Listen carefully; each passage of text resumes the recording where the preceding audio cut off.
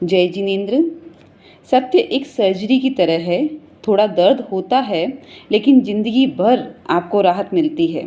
और असत्य एक पेन किलर है जो अस्थायी राहत तो देता है लेकिन साइड इफ़ेक्ट ज़िंदगी भर रहते हैं। कोरोना उसी तरह आज भी मैं आपके समक्ष एक शाश्वत सत्य लेके आई हूँ, नवपद जी की ओली। बहुत से जनों के मन में ये प्रश्न उठता है कि शाश्वत क्या है। पर्वाधिराज पर्युषण पर्व भरत क्षेत्र और ऐरावत क्षेत्र में माना जाता है, लेकिन नवपद जी की ओली महाविदेह क्षेत्र में भी मानी जाती है। अतः तीनों क्षेत्रों में मानने के कारण इसे शाश्वत कहा गया है। शाश्वत होने से क्या होता है? शाश्वत होने से आज भी यह चीज़ होगी, पहले भी यह चीज़ हुआ करती थी और भविष्य में भी ये चीज़ होगी।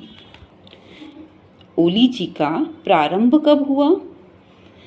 श्री श्री रास में बहुत अच्छे से वर्णन किया है कि गौतम स्वामी महाराजा जब राजगृही नगर के अंदर पधारे थे तो अपने गुरु महावीर स्वामी की आज्ञा से देशना देते हैं और कहते हैं कि नवपद की महिमा के बारे में सभी को बताते हुए कहते हैं कि अरिहंत सिद्ध आचार्य उपाध्याय साधु भगवंत दर्शन ज्ञान चरित्र और तप, इन 9 पदों की आराधना में हमें लीन रहना चाहिए, क्योंकि हमें महामूल्यवान मनुष्य जन्म मिला है। ये मनुष्य भव को इतना महान क्यों बोलते हैं? क्या है इसके पीछे? देखिए, सिद्ध भगवंत ने हम पर पहला उपकार किया कि जब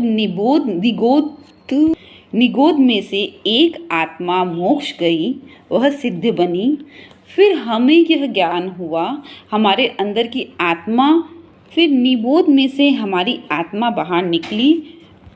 फिर अनेकों भवों में भ्रमण करते करते कार्य, कसाय, क्रोध, वासना, इन सब के बीच में हमारे जीव ने कुछ पुण्य उदय किए, कुछ पुण्य कर्म किए और फिर मनुष्य भव को प्राप्त किया।